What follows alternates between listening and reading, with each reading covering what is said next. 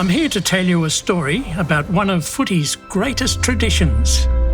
For many of us, this tradition seems as old as any in the game, but in fact it is relatively new.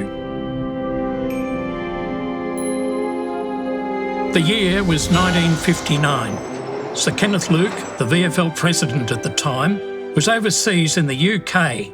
After attending the spectacle of the FA Cup final at Wembley, he was intrigued by the way the soccer crowd stayed behind after the final whistle to watch their heroes run a lap of honour with the Championship Cup.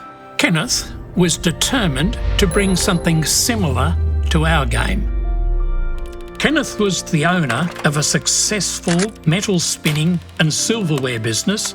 On his return home from the UK, he commissioned one of his draftsmen to make a cardboard cutout prototype of what is now known as the AFL Premiership Cup. Kenneth got his draftsman to parade the prototype across the road in a neighbouring park from his workshop. Kenneth put himself in the shoes of the average spectator who would be watching from the stands. At 24 inches high, he was satisfied that the bulky urn would shine to the back row of the southern stand. The cup was first presented to the Melbourne Football Club, who defeated Essendon in the 1959 VFL Grand Final.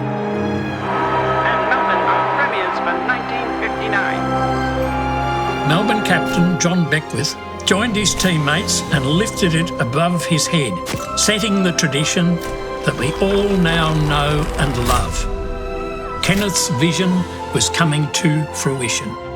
Only once has the cup changed. In 1996, the AFL swapped the silver for gold to mark the league's centenary season. Prior to 1959, all clubs were awarded a flag or pennant when they won a grand final. But what goes into the making of the cup? Well, we'll need to head to the current day makers of the cup, Cash's Awards.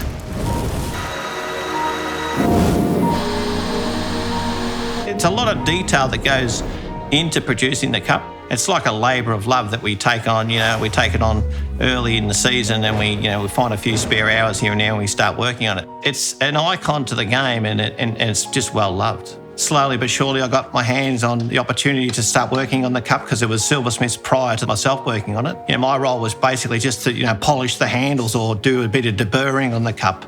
But as time moved on and the older guys moved on, I learnt the skills and started to produce the product myself. The cup itself is actually spun up from a piece of brass and then we then have to polish them. We have to then make the handles.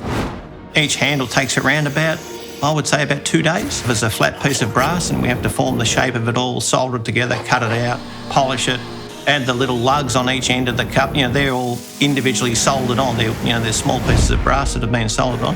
Then once that's done, they then attach to the body of the cup some dragoon wire that goes around the edge of the cup to add a bit of design and pattern to it. And the dragoon wire also covers the seams when the bottom section's joined together, so there's actually a part line, so that hides that.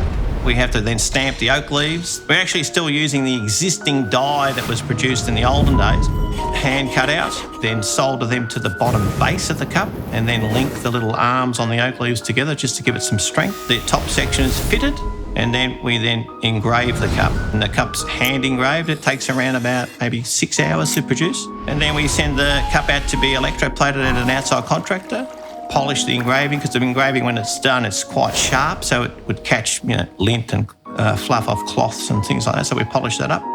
Gold plate the inside, gold plate the oak leaves, and the rest of the cup is silver plated. And then it's returned, and then we assemble it all, put it all together. We add the wooden base, which we have to then make a special badge that goes on the wooden base, basically made out of flat brass, which we have to hand make again, and we stick the AFL logo on the front of that, and it's done. So, if it wasn't for Kenneth's vision over 60 years ago, we may not have had a cup. The cup is a permanent reminder steeped in footy history. It represents the ultimate prize in Australia's biggest sporting competition. 18 teams and a gruelling finals campaign for the right to hold this cup aloft. The cup makes a final journey thousands of kilometres across Australia spreading finals fever before it arrives at its final destination on Grand Final Day at the MCG for the awaiting premiers. But the question remains, who will be next to lift the cup?